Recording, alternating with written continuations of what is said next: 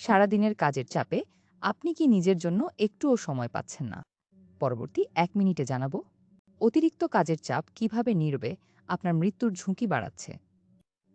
বিশ্ব স্বাস্থ্য সংস্থা এবং আন্তর্জাতিক শ্রম সংস্থার মতে সপ্তাহে ৩৫ থেকে ৪০ ঘন্টার বদলে ৫৫ ঘন্টা অথবা তার বেশি কাজ করলে স্ট্রোকের কি ৩৫% এবং হৃদরোগে মৃত্যুর ঝুঁকি ১৭% বাড়ে।